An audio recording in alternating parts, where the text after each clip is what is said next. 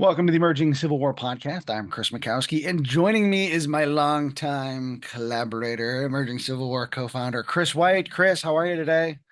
I am hanging in there. How are you, my friend? I'm so excited to have you back in the podcast. This is like a little bit of Christmas in podcast form for me. So, Well, I've only canceled on you 6 times, I think, in the last few weeks. So, well, we are and talking about a book that's a year old at this point. So, yeah, I mean, come on, timely. Yeah, my world, as you know, blew up about when we were writing this book. So it's kind of apropos that it took this long to do this because I accepted the position at the trust and moved to DC and had all these things come up. So it took a long time to get the book done. And now it's the same way with the podcast. So I think it's apropos. so we're talking about our day two book from Gettysburg, Stay and Fight It Out. And this talks about the north end of the field. Kris, just before we kind of dive into this book, situate this book in the rest of what we have done together with Gettysburg. So this is together our third Gettysburg book. But the ECW series has more than just ours. Rob, Kevin, and Dan put together some the campaign, the overview, bringing it from Fredericksburg up through the Gettysburg campaign and closing it off. So with us, we had day one, which was Fight Like the Devil, which tells that story in one book. And then we're doing day two in two books. The first of the day two books was Don't Give an Inch, which focuses on what you consider the south end of the field, the wheat field, Little Round Top, Peach Orchard, the Federal Center. And then we shift over to, in this book, Stay and Fight It Out, Culp's Hill and East Cemetery Hill, and some of the fighting out east of town with the cavalry out at Brinkerhoff's Ridge. There's so much to the Gettysburg story. I hate that we had to do day one in one book. But that's how books go. But day two definitely couldn't have been done in one book, especially for the ECW series. Yeah. And, even keeping these things up to date because the battlefields change, there's new ground that gets added. We're already at work creating updates to the first day two book about Little Round Top because of all the renovations there. Well, I think that's the interesting thing about the Gettysburg battlefield, especially. It's the microscope of all battlefields, I think, or at least American battlefields. If an American has had an experience on an American battlefield, it's probably Gettysburg. They probably came here on a field trip or with their parents or something. It's the American Valhalla, it's the American Mecca when it comes to dealing with battlefields and battlefield history. But that means that there are so many Americans coming here every year, and foreign visitors, by the way, that the battlefield itself is going to change over time. First off, the veterans coming back and placing monuments and memorials. Then they put the infrastructure in that we use today, even to this day, of the road system. And then, of course, we have to put in restrooms and visitor centers. So over time, this battlefield has been in places loved to death. Little Round Top's a perfect example, and one of the reasons we have to do a new edition of Don't Give an Inch, because they redid all of Little Round Top, which is a good thing. People complained, oh, you're closing down the battlefield for a year and a half. Well, the hill's deteriorating. It is a resource. Culp's Hill received some finance and some help from the National Park Service and some private benefactors, and brought that story to life with a big clearing and some other things like that. So I think we have to remember that the battle happened July 1st through 3rd, but then people start flocking to the battlefields in the days and the weeks after it. And over time, the tourism industry has grown up, and that means we're always going to have changes to the battlefield. I mean, I could take you across the fields of Pickett's Charge in our next book, and we're going to point out where there once was a railroad, where if you get into the angle, Old Webb Avenue used to cut through there. The U.S. military placed two camps, one in 1917 known as the Camp of the United States Troops at Gettysburg, and then, of course, in 1918, Camp Colt, which was the camp training ground for the Tank Corps. So there's all these changes, and it's a good thing for us that keeps us coming back. Not just the story keeps coming back, but we always have a reason to come back. Yeah. Just recently, I got a mailing from the American Battlefield Trust. More acquisitions happening as that battlefield continues to change. You mentioned Pickett's Charge, the infamous General Pickett's Buffet being one of the pieces that's being highlighted in the latest appeal. So it's remains an ongoing current thing. This transformation of the battlefield.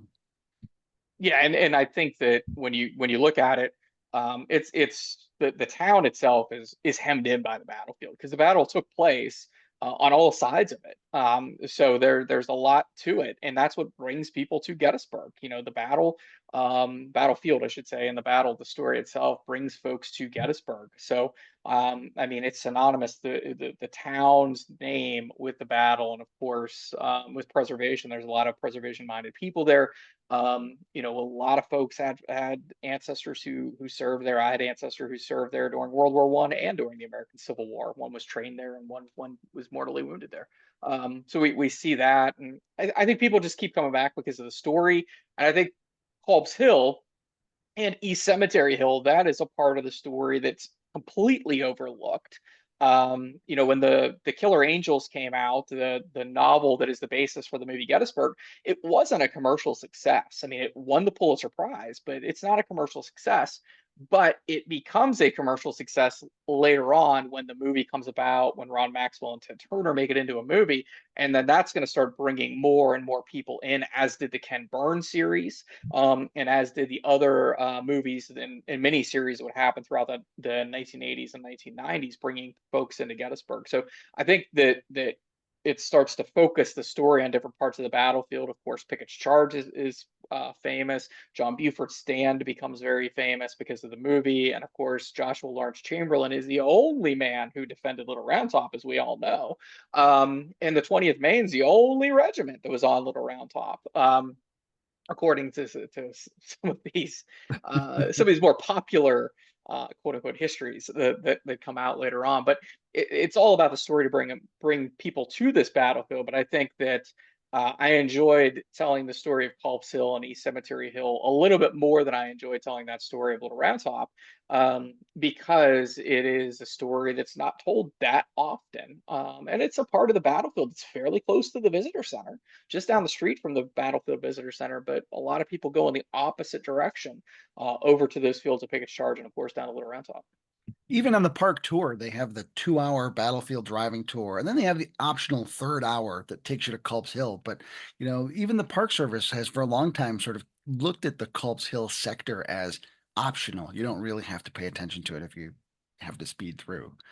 Um, and to me, that's a huge um, oversight for someone who really wants to understand the battlefield, because the action on Culp's Hill is every bit as compelling as what goes on at Little Round Top, in my opinion. Well, militarily speaking, it is more important whenever you're talking about Culp's Hill. Culp's Hill, the Union Army can lose all of the roads coming in and out of Gettysburg, except for the Baltimore Pike.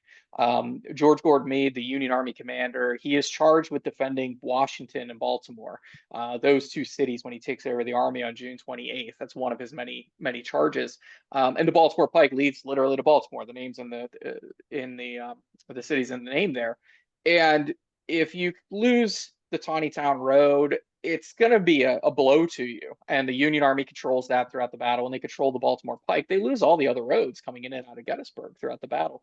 But the Baltimore Pike was your line of communication. It was your line of supply. It was your main line of retreat. If you need a covering force to fall back towards Washington and Baltimore, you're going to take the Baltimore Pike. And so that road runs over top of runs right beside Culp's Hill and right over top of Cemetery Hill. The course of the road changed over the years. It used to run at the base of East Cemetery Hill. Now it runs over the top of Cemetery Hill. But that's what makes it important there. And to your point with not having a lot of time, I mean, when I took the guide test, it was tough. You had 2.5 hours to give a tour of the Battle of Gettysburg. And I mean, I know people who can't do talk about John Buford on the first day in less than 2 hours themselves, and it's what do you keep, what do you kill as you go along in that battlefield. So Culp's Hill, unfortunately, because it doesn't have that stature, it doesn't have Joshua Lawrence Chamberlain telling that story, doesn't have the Killer Angels, the movie Gettysburg. Culp's Hill is overlooked, but we do have the 137th New York, who's defending the Union right flank, whereas Chamberlain was defending the left flank. David Ireland in his 137th New York has to do every bit as hard fighting as the 20th Maine.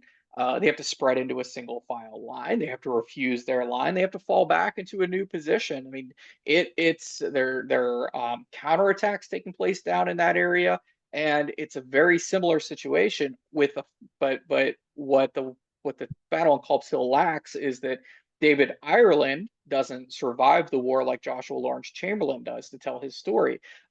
Sadly, David Ireland, the commander of the 137th New York, who fights this fantastic action on the Union right, dies of dysentery in the middle of 1864 during the campaign towards Atlanta. So you don't have that advocate, whereas Chamberlain will tell the story and retell the story and change that story, then change that story and keep telling that story over and over in time. Plus, he's a rhetoric professor, so he's really good at telling that story or a version of that story.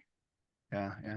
And I think too, the units that occupy Culp's Hill, a lot of them do get transferred to the Western Theater, as you mentioned. And um, for folks who are Eastern centric, that's sort of like, oh, they've been banished and written out of the war story. Although they go on to incredible service out in the West. But that's almost like, they get punished in the telling of the story because they get sent out of the theater. Well, they get punished in two ways. Number one, they are transferred out. There are two division corps at Gettysburg. They're a tiny corps, about 9,800 men. They're going to sustain, about 10% casualties on the battlefield there. And their commanding officer, Henry Slocum, who commands the 12th Corps, is probably the man who hates Major General Joseph Hooker the most in the Union Army. If there was a contest for who hated fighting Joe Hooker the most, it was probably going to be Henry Slocum. And in the days after the Chancellorsville campaign, he just blows up in letter after letter about Joe Hooker. Um, he leaves us a great paper trail about how much he hates him. And when the 12th Corps is transferred out to the west, Joe Hooker is going to take over a combined force of the 11th Corps and 12th Corps, which is reconstituted in the 20th Corps. And Henry Slocum is going to have none of this. He will not serve under Joe Hooker again. So he walks off and leaves. So you have that aspect of it. You lose for a commanding officer who kind of probably could have told a better story about the 12th Corps later on, but transfers out. And then they're also transferred out west with the 11th Corps. The 11th Corps, which is made up of about 56% German immigrants, was an important voting bloc for Lincoln. 1864 is coming up, that election of 1864, and the German population, this first generation of German immigrants who've come over here after the 1848 revolutions, they were integral in helping to get him elected in places like Illinois, Wisconsin, parts of Pennsylvania. Um, but the 11th Corps did not serve very well in the Eastern Theater. They're driven away at Chancellorsville on May 2nd of 1863, and then on July 1st of 1863, they're driven south of the town. For good or bad, the 11th Corps, which is a solid unit, was just poorly led. And we can't just transfer the 11th Corps out to the west to get them away from the Eastern Theater because that might insult these German immigrants and these German voters. So we have to send someone else with them, and that's where the 12th Corps goes. The 12th Corps has quote unquote Western units within it. A lot of Ohioans, which to me is not the West, but and of course you have some Indianans, some Wisconsin guys. So it was easier to choose the 12th Corps, a corps that came about like the 11th Corps in the wake of or in the lead up to the Battle of Antietam or Sharpsburg. And then they missed the Battle of Fredericksburg, fight at Chancellorsville with two different degrees of success, and the same thing at Gettysburg. So that's, I think, a big portion of it. East Cemetery Hills held largely by the 11th Corps and elements of the 1st Corps. The 12th Corps largely holds Culp's Hill. It'll have 6th Corps come in here and some other troops and stuff, but those two units disappear from the Eastern Theater. And for good or bad, most of the people who come to Gettysburg, they focus on the Eastern Theater. The war's won in the West, but they focus on the East. And, those 3 days, that less than 1% of the war, those 3 days in July, I think it's like 0.02% of the American Civil War is the sphere that they focus on the most. And once those guys leave, they're out of the story for a lot of folks because they left the Eastern Theater. And I'm not throwing shade at folks for just focusing on Gettysburg. Whatever gets you into history, that's great. That's where I started. But there is more to the story. So you mentioned the 11th Corps, poorly led. So that makes me want to bring up Oliver Otis Howard, their commander. He's the one who stakes out that position on East Cemetery Hill. So as his corps crumbles on the first day of the battle, they fall back to this position that he has staked out. Do you give him props, or is that sheer luck, or is it Hancock's appearance that turns that into something? How do you assess Howard in the creation of what becomes the fishhook position? Well, I mean, if you ask Oliver West Howard, it was the first core that crumbled. It wasn't the 11th core that crumbled. Come on. Um, well, it's a larger story, and to answer it as succinctly as possible, number one, John Reynolds did not choose that position to fight south of town. John Buford made contact on July 1st with the enemy. Reynolds has orders to engage with the enemy from George Gordon Meade. His orders will change later in the day, but John Reynolds will be dead by the time they arrive, known as the Pipe Creek Circular.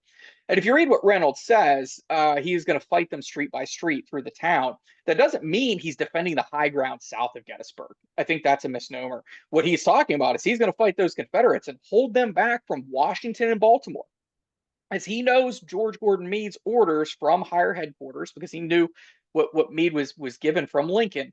He knows he has to help protect Washington and Baltimore, and to do so, he's going to fight them street by street. So he's not choosing the position per se to go fight at Little Round Top or Cemetery Ridge or Cemetery Hill. He's never looked at that piece of ground. He's ridden past it that morning, but that doesn't come into play. So when Howard arrives on the field, he's inheriting a situation after John Reynolds dies. Here comes Oliver Otis Howard onto the field. He's the next ranking Union officer. The first corps is in position.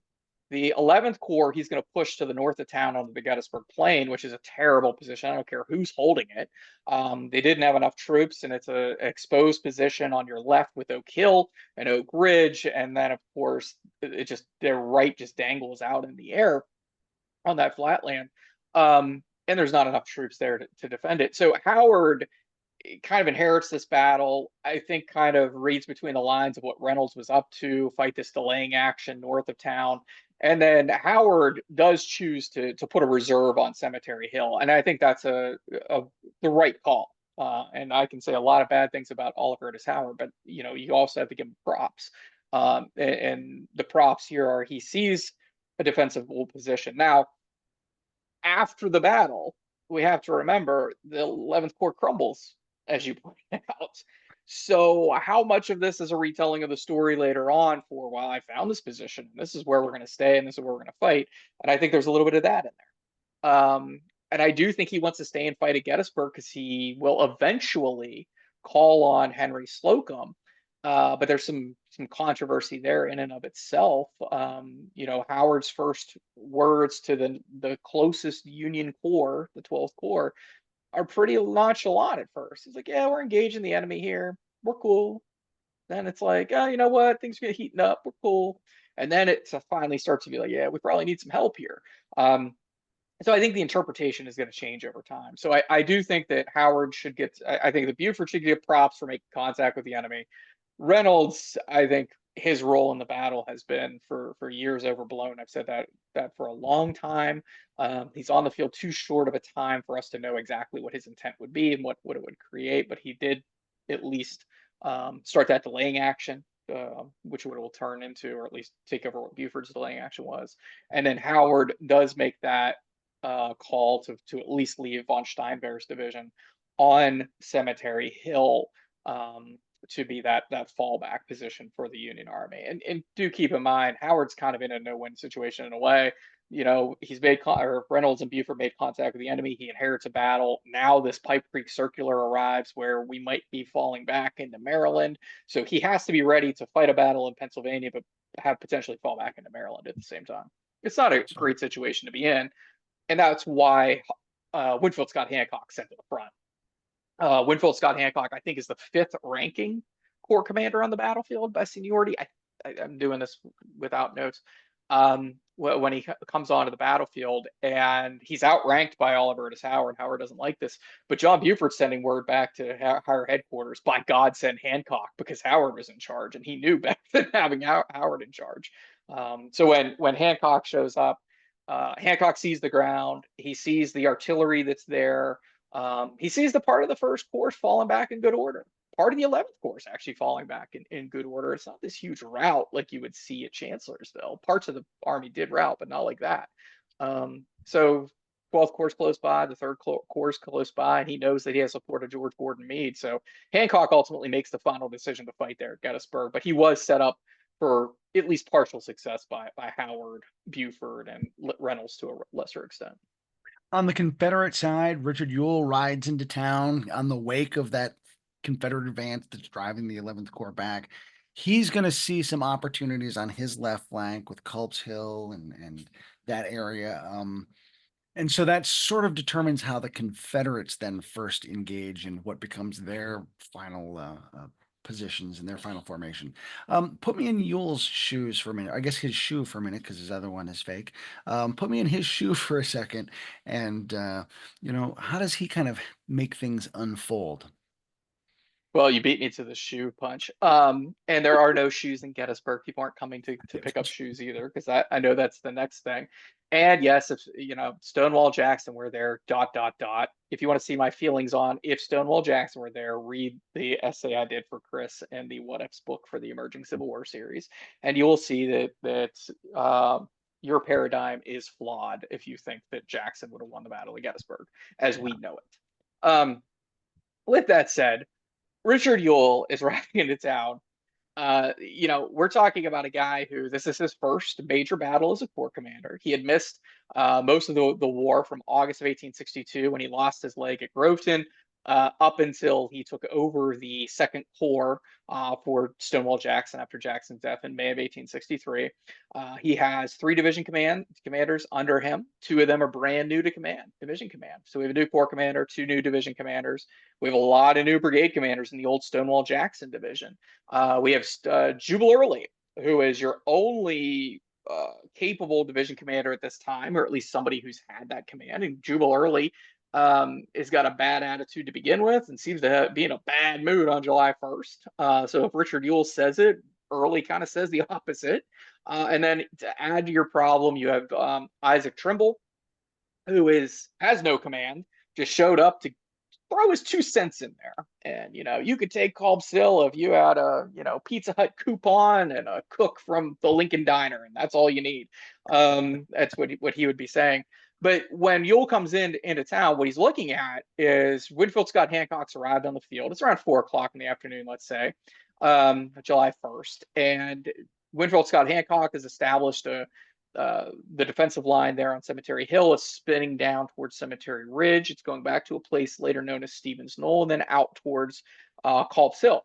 Hancock's a guy on the ground who's going to come across the Iron Brigade, who had been roughly handled in Herbst Woods, and he's going to say, you guys need to go to Culp's Hill, and they're going to say, oh, we were hurt, roughly handled, and he's going to say, tough, go over there, and that's the kind of guy who's on the field for the Union. On the other side, Richard Ewell is taking in a lot of net assessment at this point, ends, ways, and means. How do we get to our ultimate goal? And he's listening to everybody. I give him a lot of credit. Robert Rhodes' division has sustained more than 2,000 casualties in an ill-led attack on Oak Ridge. Jubal Early has taken light casualties, sweeping the 11th Corps away, but has acted like his men have been bloodied. And Ed Johnson is stuck in a massive traffic jam, like you're on your way to the Gettysburg reenactment every year. And so Ewell's sitting there going, all right, I have a discretionary order to take Cemetery Hill and Culp's Hill. And I have my freshest division is stuck in a traffic jam. Rhodes' division is pretty beat up, and Early's saying he can't attack. And rather than saying tough Early, get in there like Hancock was saying on the Union side, he's going to wait for Johnson to arrive. Let's add into the fact that Longstreet's corps is nowhere near the field yet. A.P. Hill, who pound for pound is the worst corps commander on that battlefield. I don't care what you say about Richard Ewell. It's A.P. Hill. He's the worst corps commander. He had blundered into this action. He had bloodied Heath's division, bloodied Pender's division in Pickett's charge number 1 for this battle. And now he's saying, oh, you know what? I can't support you. So you have Richard Ewell sitting here in his first major battle. He has 2 of his division commanders saying, we can't support you. One of his division commanders stuck in traffic. And now the closest Confederate Corps commander is also saying the same thing. I can't support you. And now let's add to the fact we don't know what's behind Cemetery Hill and Culp's Hill. I do because, we did the research, but in real time, Ewell doesn't have a clue. Jeb Stuart's nowhere near. They do have some Confederate horsemen on the field. They're not utilizing them properly. And then to make matters worse, the Union 12th Corps, at least a portion of it, shows up along the Hanover Road at a place called Benner's Hill. And they show up just long enough to distract Ewell and to give him some more ghosts and ghouls out onto that left flank of his. And to say, man, I don't know what's out there. Let's wait for Johnson to come up. Let's wait. And, we were just discussing this earlier in the week up at Gettysburg, Carol Reardon and a few others.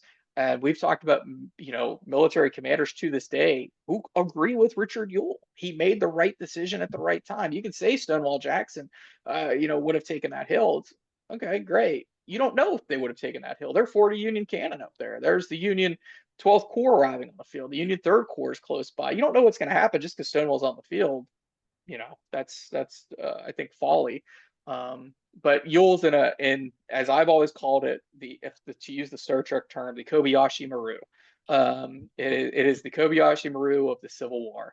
And I'll just close by saying, poor Richard Ewell has taken over what I've always described as like a college football team or a basketball team after the legendary coach is retired.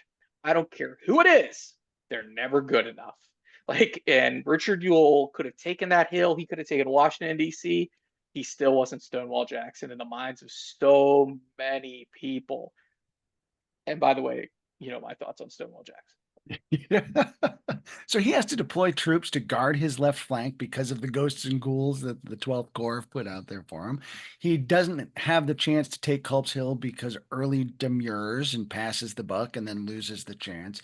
So this sets the stage for July 2nd, but they don't go charging right up there first thing in the morning. It takes Lee some time to figure out what he wants to do on that flank.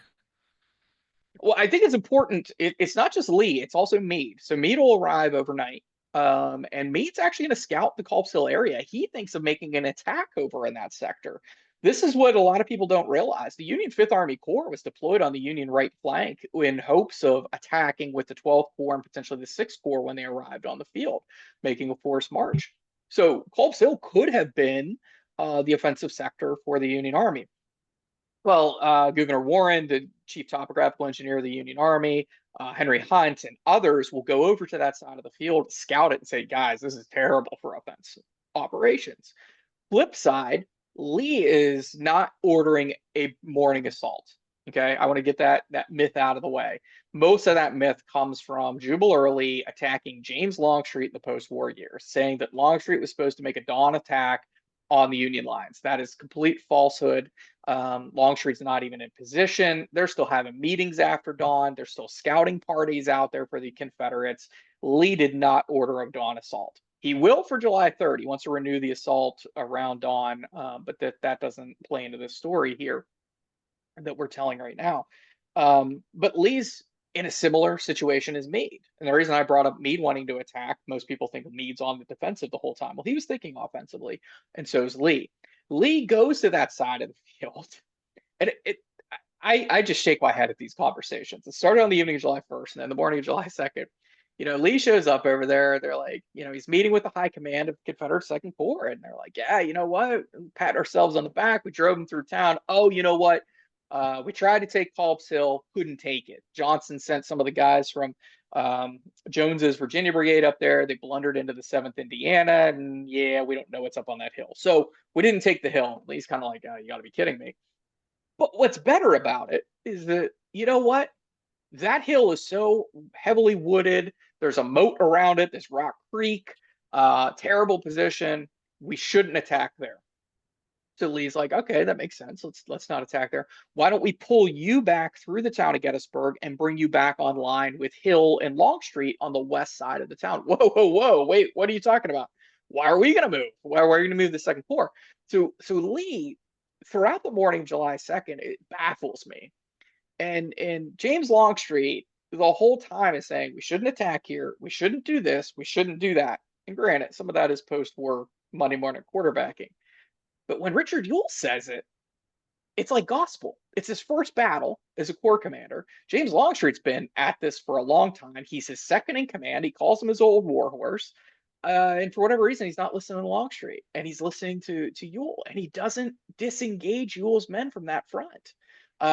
I think an egregious error on Lee's part. I know some of that sounds like Monday morning quarterbacking, but in real time, nobody has a good feeling about attacking over there.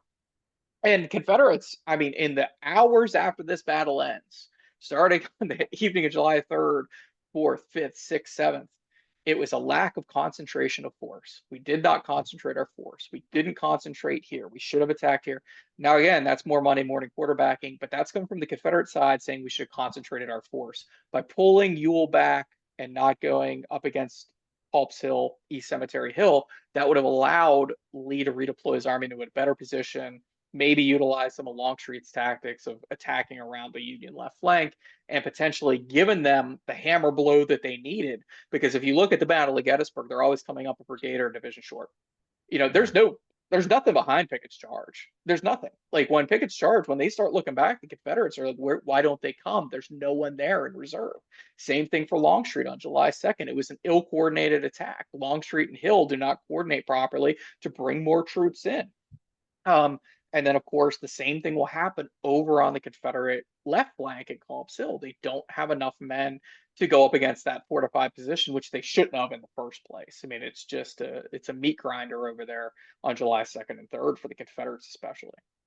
And it seems to me that, I mean, at the very least, as Lee's looking at his position on the second, he can see that he's got the exterior lines. And so he's just got farther to move his men to get reinforcements, to get resupplied, to get communications going. So consolidating his position would have made a lot of sense just from a tactical ease point of view, if nothing else. And yet he doesn't. And that's what he's trying to do at Chancellorsville. When Jackson goes off on the flank attack, when he's wounded, it leaves the Confederate army in a terrible position. Everyone's like, "Oh, that's a great position. Look at Stonewall Jackson doing Stonewall Jackson things." Guess what? It's a terrible position, and it's going to cost the Confederates dearly to put Humpty Dumpty back together again. But Lee, throughout May 3rd of 1863, at the Battle of Chancellorsville, is trying to bring his army back together. He does the same thing at Antietam. He wants to concentrate his force, bring Hill up onto the field when he can. And him not doing this, working on exterior lines and not concentrating the force at Gettysburg, it's one of many reasons they lose. It's not the key reason, but it's one of the key reasons for it. And him operating on these external lines of communications. I mean, this is Jomny 101, what you don't do in warfare, in 19th century warfare. Um, Lee of the Gettysburg campaign is baffling. It's not that he's sick. It's not that he has a heart attack. It's not that he has the pangs of heart disease. It's just he had a bad battle, and people have bad battles. Napoleon. I think today we're filming this. I think this is the anniversary of Wagram in 1809. This is his last big victory. He comes around for another 6 years. Takes another 5.5 years to defeat Napoleon, and he had a lot of bad battles coming. But I think that's what we don't allow ourselves to say about Robert E. Lee, Stonewall Jackson, and some of these other people that they put up on the pedestals. Lee had a bad battle. Guess what? He's human. Yeah. So it takes him a while to finally decide what he's going to do. And of course, we know Longstreet's kind of pushing back against him with all of that early in the day. And then Longstreet takes a while to get into position. How does Lee, let me try to speak English here. How does Lee's plan finally firm up on the second? And how does Culp's Hill eventually play into that? So Lee's plans, it's tough to tell you overall because we still to this day argue about it. But what it seems that he wanted to do was concentrate on the Union left. Find the Union left flank, which he believes at this time is along the Emmitsburg Road due to a terrible series of blunders through a scouting mission, which we don't have time to get into. And by the time Longstreet's men find the Union left flank, they don't find it. They arrive in an area where they thought it was, and then it turns out, well, it's all the way back over into the Devil's Den area. Then it extends even farther over onto Little Round Top. And that's going to eat up time throughout the day. So what he wants to do is use Longstreet and his 14,000 men. He has 2 of his 3 divisions online to attack the Union left. That'll be supported in the Confederate center by A.P. Hill. Hill's forces, especially Anderson's, should pick up this attack going up the Emmitsburg Road, and then Ewell's attack is supposed to take place over in the Culp Hill and Cemetery Hill sector, and that is supposed to take place as a demonstration that then will turn into a general assault. So at first, tie down the Union forces so they can't shift from their right to their left, take reinforcements there, and then do an all-out attack. It doesn't exactly play out that way, but it comes close to it. Lee wants to take what he calls, quote unquote, the desired ground, which is the peach orchard. So he can establish a base of fire there, utilizing Alexander's battalion of artillery and fire up into the Union flank, which he thinks is along the Emmitsburg Road, which it is not. It'll be dislodged eventually, but that's how it's going to play out. Longstreet attacking on the left, trying to hit, or the Confederate right, Union left. Hill supporting in the center, and then eventually Ewell coming into action over on the Confederate right. Now, I will say quickly that there was some miscommunication amongst some of the men in the ranks on the day of, where the word came down to the Louisiana Tigers and Ewell's Corps and a couple other units within Ewell's Corps that there was supposed to be a dawn attack. It seemed like it came out of Early's division. Again, Early, he after the war changes the story a lot about things, especially whenever he's able to take down James Longstreet. But what I think what you're seeing there is a little bit of miscommunication. It's not a dawn attack. The attack finally starts taking place around 3:45 in the afternoon. We have an artillery bombardment on the Union left, the Confederate right, and then that'll all start playing along Devil's Den, Little Round Top, Wheatfield, Peach Orchard, Emmitsburg Road, Union Center, and then eventually over at Culp Hill and East Cemetery Hill. Now, part of the demonstration that does happen around the Confederate left sector is an artillery bombardment from Benner's Hill. And these poor artillerists get put out in this exposed position and have to trade shots with a pretty tough Union spot. Tell us a little bit about that, because that's a great part of the field that a lot of people don't visit. Yeah, Benner's Hill is out along the Hanover Road. It's well worth your time. And going out there in the winter is probably the best time to go out there this time of year, or whenever you're going to be at Gettysburg. And it's a ridge line, Benner's Hill. There's the Benner family in that area. And it's a terrible position. I mean, the Confederates looked all over the place for an artillery position. This is yet another reason they should have pulled back their lines. I mean, in real time, they should have figured this out. But this ridge line, Benner's Hill, is more of a ridge line that runs in a northeastern direction away from Culp's Hill. So the Confederates are kind of on this angle, firing towards Culp's Hill and Cemetery Hill, mostly towards Cemetery Hill because it's a bald position that is filled with Union artillery. It is the arch in, or the arc, I should say, in the Fishhook line. Now, the Confederates are going to be under the command of the artillery under Joseph Latimer. Latimer's a VMI kid, and I mean, he's a kid at 19 years old who's going to bring his artillery battalion with some help from another artillery battalion out to Benner's Hill. They're going to spend most of the day, these Confederates, not deployed on Benner's Hill. They're actually going to be in a hollow behind the hill. And whenever the orders come to start the demonstration, Latimer's guns will go charging up out of this hollow. They'll deploy, drop trail, and start lobbing shells towards Cemetery Hill, which is higher and has more artillery and better artillery pieces in counter battery fire towards them. So over the course of the next hour or so, one by one, Latimer's guns and caissons are just either knocked out or just explode. There's horrible but fascinating stories of men out there getting blown basically to bits, that men getting trapped underneath horses and having to cut themselves out. Latimer himself is going to be mortally wounded and die of gangrene in the weeks following the Battle of Gettysburg. He'll be taken out of Stanton, Virginia, and die at the house, I think, of the colonel of the 10th Virginia Infantry, if I'm remembering correctly. And it's a horrible experience. And by the end of this artillery bombardment, it's such a high density field of fire. The Confederates are only able to leave 4 cannons up on Benner's Hill to fire towards 40 plus Union cannons at any one time. The Union on the other side, they're commanded by Charles Wainwright, who leaves us a fantastic diary. He is just, he is snooty beyond snooty, and I love his snark. And Thomas Osborne, who's the 11th Corps commander of the artillery for the 11th Corps. And both of them are civilians who have turned into just fine artillerists.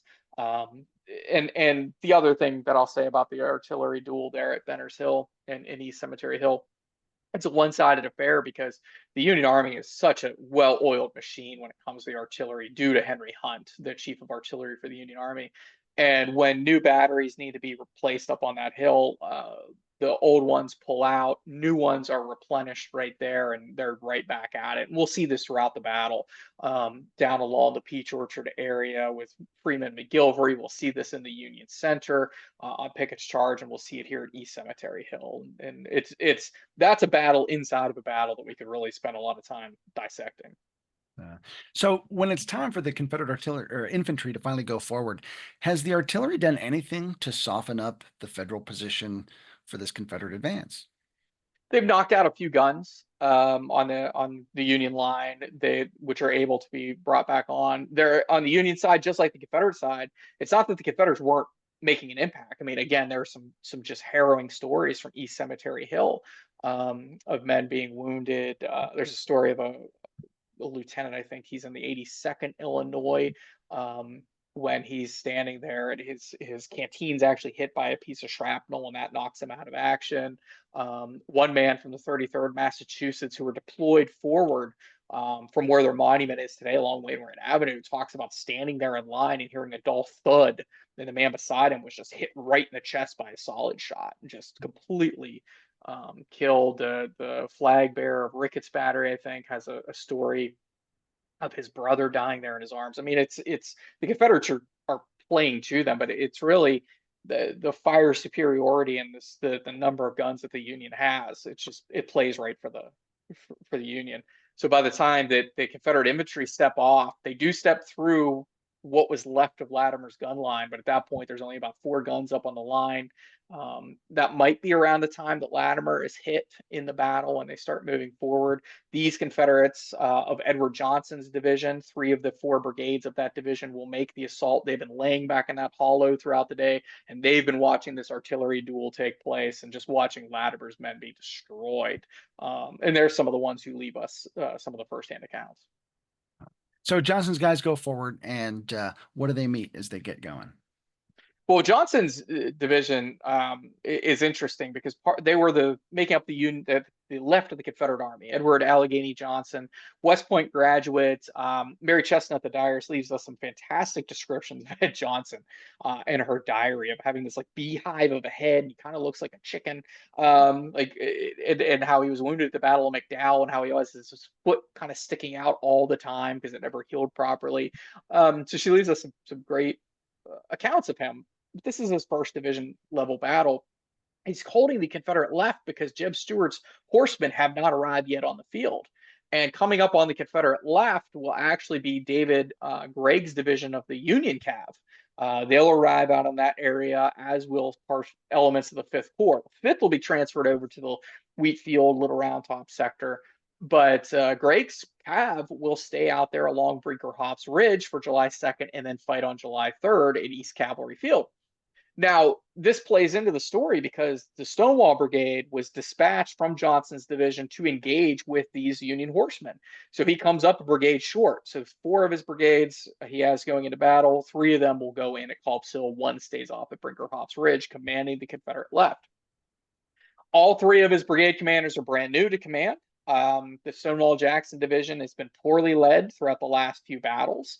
And it's gone through numerous commanders due to attrition as well as just incompetence within that command. So when he's going forward, he's going to go across the field to take on an element of the Union 12th Corps. The Union 12th Corps, which was 9,800 men, 2 divisions, 1 full division is shipped to the Union left whenever Sickles moves forward and that attack starts taking place on July 2nd. And then 2/3 of another division, the division led by John White Gary, is going to head over in that direction as well. So what's left on Culp's Hill will be one brigade led by George Sears Greene. Sears is the oldest Union general at the Battle of Gettysburg, 62 years young, and he has his 1,400 or so New Yorkers on the top of Culp's Hill and then running down towards what we call Lower Culp's Hill.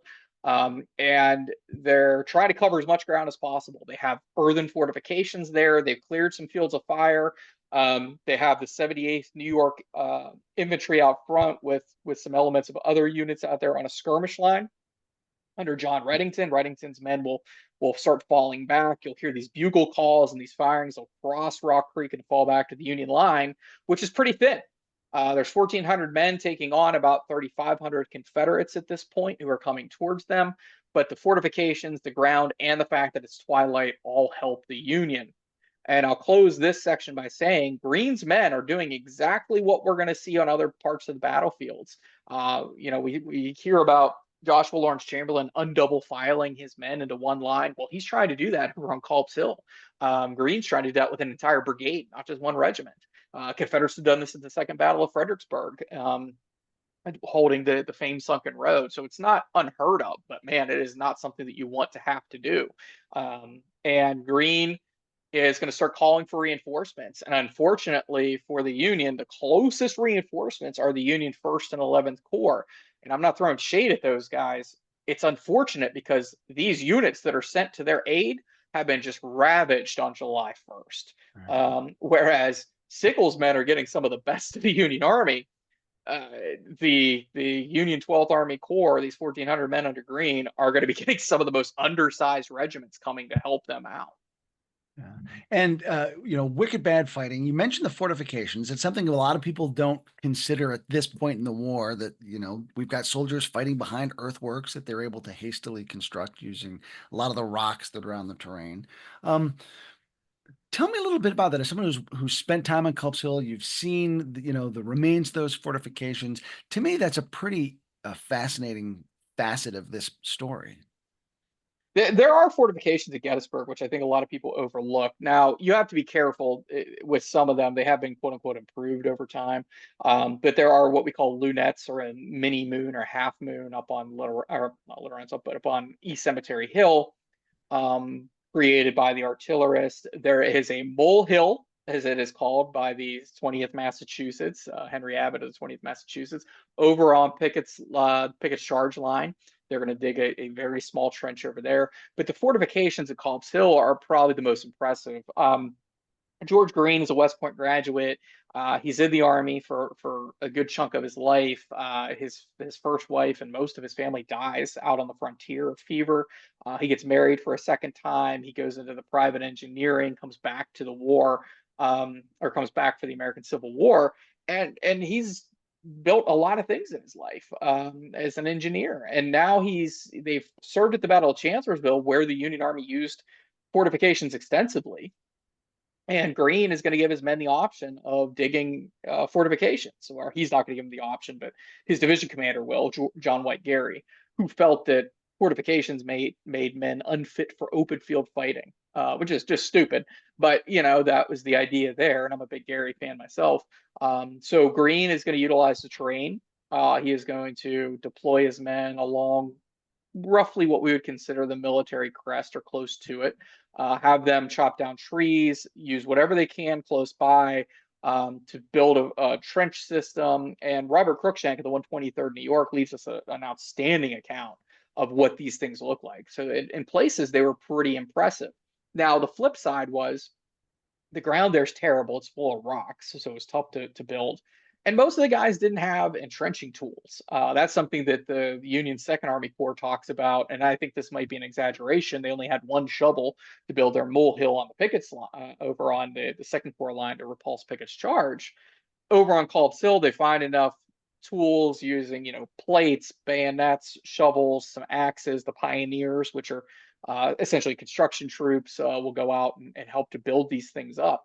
So by the military doctrine of the 19th century, you should have 3-to-1 odds to carry a position like that. And Jed Johnson's division does not have 3-to-1 odds. And just like on other parts of the Confederate line, there's no one to help back them up. when he puts his 3 brigades in, and they're going to hit in echelon style, which means one behind the other, not by design, that's by terrain. Um, there's no one to come help them out, and they will breach this line. They will breach it in points, but it'll be dark. There's not a lot of command and control at this point, and it's a local breakthrough. But the Union fires superiority from the top of Culp's Hill, especially when we're talking about the rate of small arms fire being thrown down upon the Confederates. It's just too much for them to overcome. But the interesting thing about the fortifications at Culp's Hill is that they were one of the first things that people would come see when they came to the battlefield. People didn't flock to Little Round Top. They didn't know the story of Joshua Lawrence Chamberlain. They didn't know all that, but there were tangible evidence on the battlefield there at Culp's Hill that they could come and see, and they show up prominently. And one of the earliest, if not the earliest, guidebook written by John Badger Batchelder, What to See and How to See It at Gettysburg. And he writes this about a decade after the battle, and he talks about the Culp's Hill trenches, that you have to go see these entrenchments. Not only that, but the tree scars, how many small arms and bullets had torn through these trees, but was also telling that in that book that's written about 10 years after the war, he talks about Mother Nature already coming back and healing those trees and those trenches themselves falling in and amongst themselves. So, you have to be careful here and there at Gettysburg and other battlefields like Fredericksburg, Chancellorsville Wilderness, for some of these improved trenches. But they play a key role, at least in the defense of Upper Culp's Hill on the evening of July 2nd, and of course on the morning of July 3rd. You mentioned that the Confederates do breach that line. One of the things that I thought was really cool in the book, a great addition to the literature, I think, is there's a Virginia regiment that was historically pretty slippery to understand its movements and getting your arms around it. And you did a really neat job of finally kind of nailing some of that down and mapping it out. Talk to us just a little bit about that and how your experience as a reenactor once upon a time kind of helped give you some insight into figuring that out. Yeah, the 10th Virginia ends up on the Confederate left flank, and if you read their report, it actually tells you exactly what they're doing. It talks about them going in from a battle line into a column, redeploying, and coming up into a different position, and utilizing a stone wall that still exists today on Lower Culp's Hill to outflank the 137th New York, which at that time was the right flank of the Union Army. So, you know, I've my absolutely useless master's degrees in military history, as I joke. Um, so I have a good background in military history, but I've had the opportunity to command companies as well as a battalion at times at reenactments, and so I got to know the commands very well. And we use in the reenacting community, we use the same commands that they used in 1862, 63, 64. You don't always use the same manual. There are various different manuals, but they all rip off each other depending on who wrote it. And that's how I went to the official records and literally just went step by step. I mean, it was a great example of somebody writing a lucid account of what they were doing, which is not always the case, and telling us that they approached this position. It made no sense to keep going forward in a line, so we went into a column. Then we redeployed, utilizing the wall as our guide on our right flank, and we followed in a battle line. That wall, because it's dark, that allowed us to go in one straight line. Once we started receiving fire from our own men, we were then able to swing in and around the backside and the flank of this 137th New York of David Ireland. So I think that was really, really helpful. I know some historians look down their noses at reenactors, and yeah, there's reasons to do it from time to time. I've seen a lot in the reenacting community, but it is much more of a valuable tool if it's done right and it's done well. That it's made me a better historian, quite frankly. So the Confederates don't get driven off of Culp's Hill. They're able to kind of hunker down and wait out the night, and there will be more fighting in the morning. But as we kind of wrap around from left to right, and we kind of leave Johnson's guys and sweep over to where Jubal Early is making his advance, how is his approach to the federal position different than what Johnson came up to? So Johnson's going to put on all of his cards on the table. He's not able to bring in the Stonewall Brigade because they're holding the Confederate left flank. This is a huge failure of Robert E. Lee and Jeb Stuart at that point, not to utilize the horsemen properly within the Confederate Army. The fish stinks from the head, as Jim Lighthizer would say, our former president of the trust, and it starts with Lee and it goes down to Stuart. So when they hit Culp Hill, Johnson does, he's going to hit basically in three different waves. It's like a wave coming up onto a beach that's kind of on a 45-degree angle. So Jones's brigade will hit first. John Rum Jones. He will hit the steepest part of Culp Hill. They'll get close to Confederates, and there'll be fights over some of the Confederate flags there on Upper Culp Hill. But they're never able to break that line. Confederates describe needing scaling ladders to go up parts of it, and they're not entirely wrong. The next one to come in will be Jesse Williams, commanding Frank Nichols' brigade. Nichols had lost a foot at the Battle of Chancellorsville, and he, of course, has my favorite campaign slogan after the war. He lost an eye, a hand, and a foot during the war, and his veterans in Louisiana would say that we will vote for whatever's left of Frank Nichols when he was running for governor of Louisiana. They come in. There is some debate if they actually broke the Union lines. The Union guys say, no, you didn't break our lines. The Confederates say, yes, we did. So the rivalries are there. And then the last one will come in will be George Maryland Stewart's brigade. It's a mixed brigade of Virginians, North Carolinians, and Marylanders. They will make the biggest inroads, the deepest inroads. They'll take lower Culp Hill. They will push up onto the banks or the lower slopes of Upper Culp Hill and be repulsed by a conglomeration of Union's forces coming in from the Second Corps, that they do very little, and then the First and 11th Corps helping to back up. And that'll be where they make their inroads. Now, Jubal Early on the other side is completely different. He has his brigades that he can attack. He's had all day. He complains that later in the war or later in life that James Longstreet, we should have attacked at dawn. Well, push comes to shove at dark, and old Jube's not exactly ready for his attack. And he's going to send in 2 brigades of his 4 that he's commanding. And the 2 that he sends in, one, the Louisiana Tigers, they're deployed at the very, very outskirts of town. Basically, some of them are right in town and then kind of leading out of town along Wineburner's Run. And then that will be picked up by Isaac Avery's brigade, which is known as Robert Hoke's brigade. Hoke was wounded at the Battle of Salem, or Battle of Banks's Ford in May of '63, and isn't here. So we have 5 Louisiana regiments and 3 North Carolina regiments who have to go across an open field, and they actually have to do a wheel towards the Union lines. They have to make this gigantic right wheel as they go forward. They'll march across what is today the high school and the football field and everything, and they'll make contact with East Cemetery Hill, as well as almost onto McKnight's Hill, also known as Stevens Knoll. But Early doesn't have John Gordon's brigade close by. They'll be thrown in a little bit later as they're repulsed, just to be there as a stopgap. And he's not using Extra Billy Smith's brigade, which is Early's old brigade. He's not using either one of them. So whereas Johnson's trying to put all of his cards on the table and hit with as much power as possible, Early's making, I don't want to call it a half-hearted assault, because those Confederates fought very hard and broke the Union lines. There was never enough of them to take the hill, and perhaps if properly supported, they could have.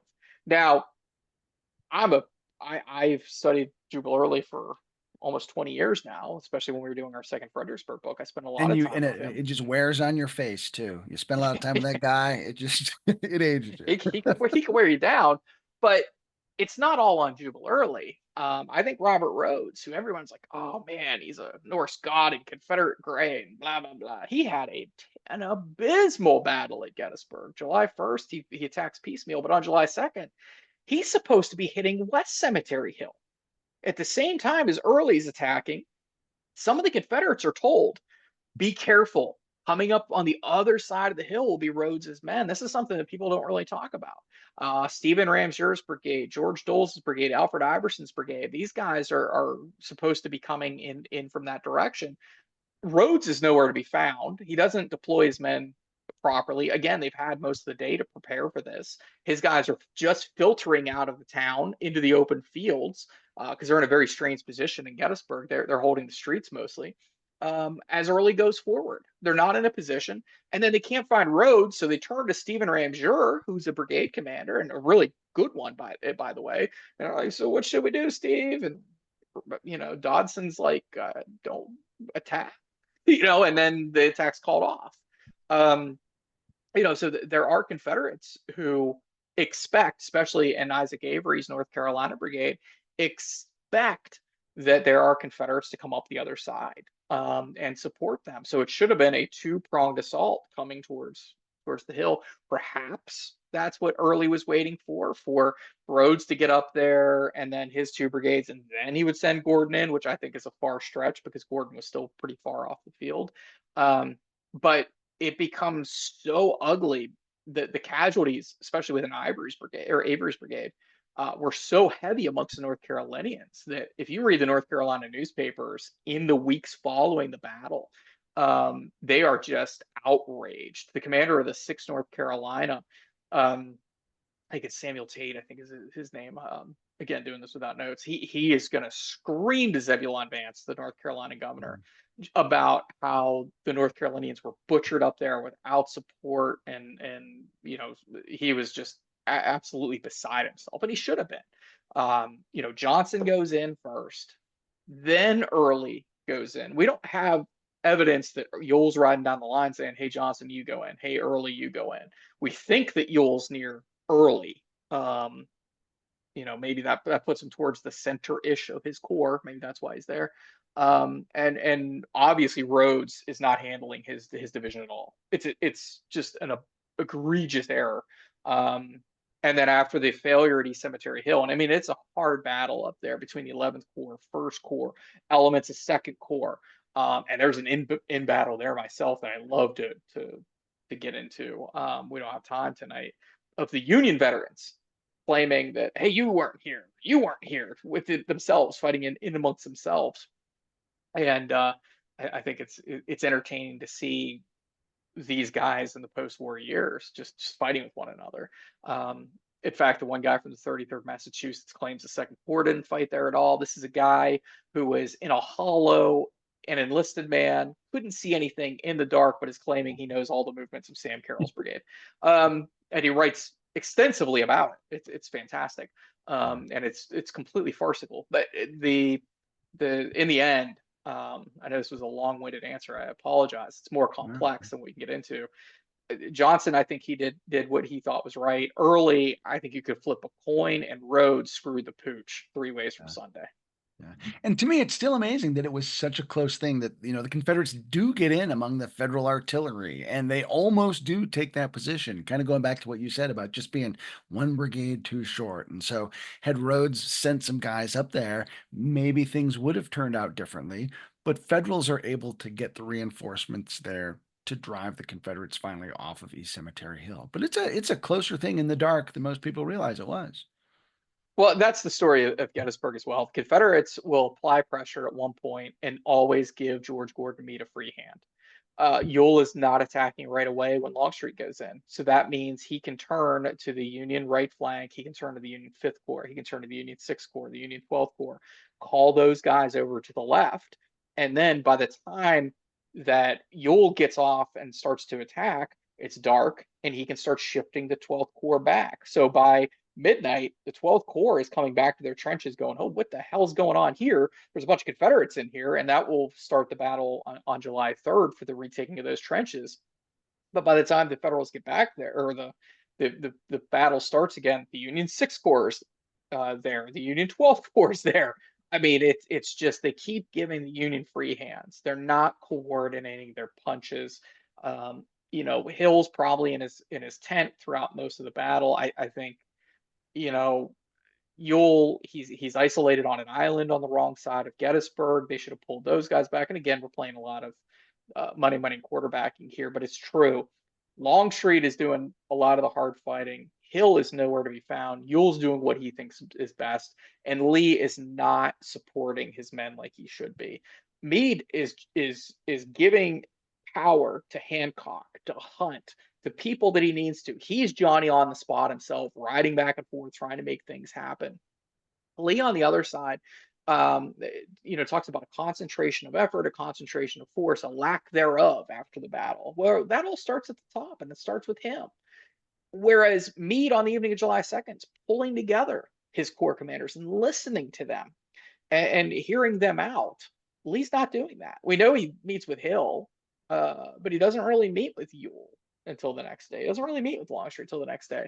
He's not bringing his commanders together to say this is what we need to do. He'll issue orders and things, and I I I think Lee got away with a lot in the first year of his command because he was fighting so many inept generals who refused to spread the power. George McClellan, John Pope, neither one of them would spread the power amongst their men like they should. They would lean on certain people. Ambrose Burnside, he took it manfully when he was destroyed at Fredericksburg. 77 days in command. He just couldn't grasp. He tried to empower people, but he just couldn't do it. Joe Hooker, man, and I'm a Joe Hooker fan. That dude, he didn't trust anybody because he couldn't trust himself. And then he came across George Gordon Meade. And Meade, when he arrived on this field, I think that what you saw was somebody bringing a team together, and that is what Lee was used to on his side when he had his triumvirate of Stuart, Longstreet, and Jackson. And they were going up against, some B-list Union generals. And now that they're going up against a combat veteran who was willing to take risks and put those power chips in the hands of his subordinates, that was it. He went up against somebody who was willing to make the hard decision, roll the iron dice of war, and won. And I think we're really seeing, this is a new army for Lee with a three-corps structure instead of a two-corps structure, and two corps commanders who don't know how to take those sorts of suggestive orders that Lee gives because they've been trained under Jackson, who gave them only what they needed to know when they needed to know it very explicitly. And so, And then he'll court martial you if you don't do that. yeah, and so like this is a whole different command position for Lee to be in, and then he doesn't rise to the occasion. And Ewell and Hill and Longstreet all sort of get blamed for that, but like you said, it kind of starts with Lee. Yeah, I think when you get into the post-war years, one of the things that we lack is an actual Lee memoir. I wish we actually had one. He died while he was pulling together his papers. I really do wish we had that. And the ones I think I can't stress this enough. The fame of many of these people were tied to famous people. Stonewall Jackson's wife, his staff, their fame all came from him. I mean, his wife used him as a cottage industry to make money after the war to keep her and their daughter Julia out of poverty, in which you can respect that. But how much of that can you believe when you start reading the quote unquote memoirs of Stonewall Jackson? She's trying to sell a book. She's trying to do these things. And the same thing with Henry Kidd Douglas and some of the other ones. Jubal Early is another prime example of just put Lee and Jackson on a pedestal because we failed in this war. We should have never fought this war. We screwed up, but let's not admit to that. Let's put all of our eggs in one basket. And when Longstreet and others, and believe me, Longstreet ain't no saint, but when Longstreet and others start pushing back against that narrative, we still see it to this day. People are gonna crucify me for what I say about this over the years. You've seen it. Uh, God forbid you use firsthand accounts and documentable sources. They don't want to hear. Some people don't want to hear it. But in the end, you have to remember that Lee didn't get to tell his story. It's been told by us, but more importantly, it was told by uh, William Pendleton, who was an incompetent artilleryman. But you're going to hear about that? No. Jubal Early, who screwed up more than one occasion. You gonna hear about his screw up? No, no, no. It was Ewell who didn't take that hill, and it was Longstreet who should have attacked it at dawn. And that's what you run into in these post-war years of these battles, and it happens on the Union side. I am not saying it didn't happen on the Union side either. This is turnabout's fair game, but we see it probably the worst when you put Jackson, Longstreet, and Lee together. Jackson and Lee could do no wrong. Blame everyone else for James Longstreet. James, or blame everything else on James Longstreet, and that'll happen in the Union Army as well. I mean, we see that with Jubal Early trying to take down Ulysses S. Grant. Oh, he's drunk. He's this. He's that. And people playing into. I mean, my God, look at Shelby Foote calling him a butcher after the Battle of Belmont. Like, give me a break. It's Battle of Belmont. And that just plays into these stereotypes. By the way, Lee lost more men than Grant did during the war. So that's. But we don't talk about those things. So when you have to really look at this battle, the Confederate high command failed them. And there's a great quote from a guy in the Second South Carolina. He attacks Stony Hill at the wheat field, and it's a series of letters, I should say. And he starts by talking right in the days after the battle. We weren't defeated, and then they start retreating. And he starts thinking about that a little bit more and writes home, maybe this was a defeat. And now by July 15th, he's calling it a disaster, this campaign. So he's wrapping his head around it. And Lee even isn't going to say that this is a defeat again. He's spinning it. But this guy in the Second South Carolina, McNeil, Lieutenant McNeil, he leaves us these great accounts. But one of the things that always stuck out to me, outside of him unpacking this victory, then this defeat, then this disaster, was that he didn't blame the fighting men. He blamed the generals. He blamed them. He said it was because of them we didn't carry the position. Where it's like, well, that's a little, it's half true. Yes, they didn't give you the reinforcements, but it wasn't, you guys didn't take the position. So it's interesting to see in the contemporary writing at the time of the battle or in the weeks afterwards what people are saying. And they're blaming Robert E. Lee, and they're blaming this lack of concentration. And it's going into the Georgia newspapers, the Virginia newspapers, North Carolina. They're fighting with each other. But fast forward to the 1890s, Lee's dead, and Longstreet's talking smack on the old man. That's it. The narrative completely flips. Game on. Yeah. So obviously lots of detail that we had to kind of skim over in our discussion tonight. So a lot of great stories and a lot of great depth to these things. What would you encourage folks if they want to take a closer look at Culp's Hill and they're sort of, now their interest is piqued? Where would you point them? What would you want them to try to get out of it?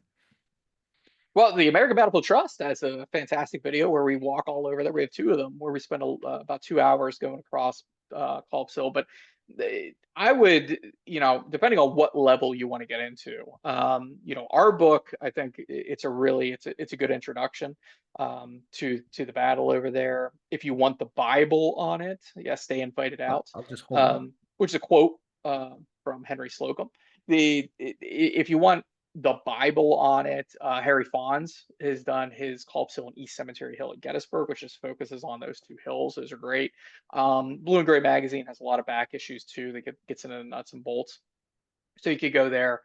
I would encourage you to get onto the battlefield. And there are a couple guides that really focus on East Cemetery Hill and Culp's Hill. Charlie Fennell is the godfather of Culp's Hill. John Archer, he's written books on East Cemetery Hill as well as Culp's Hill. I think the two of them, if you get them if you can, all the guides are knowledgeable, but those two really, really know that area very well. And of course, go visit this part of the battlefield if you can. Take a look at these pieces of battlefield, walk them. Our book has a walking tour in it, actually, that will take you all around, which I think is the best way to see the battlefield if you're able to. And if not, they are accessible by car. But when you're reading about this battle, I think this is something to remember for any battle. The story changes, the narrative changes.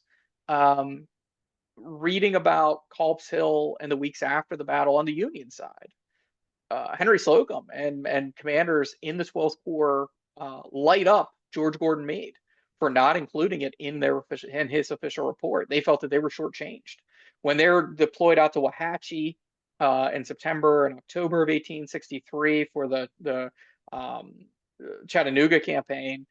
They're riding back east, chewing out George Gordon Meade. Henry Slocum is out in Vicksburg. He's stationed out there for a while, and he's writing back and chewing them out.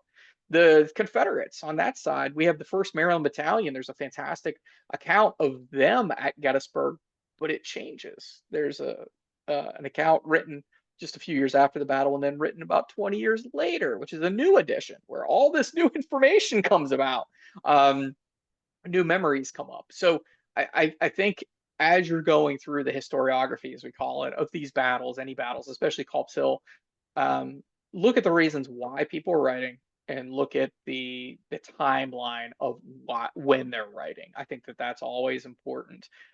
People want to get their credit and where credit's due, and some of these guys felt shortchanged over in Culp's Hill to this day. It didn't show up in Meade's account, so therefore, Pickett's Charge does, and other pieces of the field, and a lot of these guys in the 12th Corps and the 11th Corps who served in that sector go out west and never come back.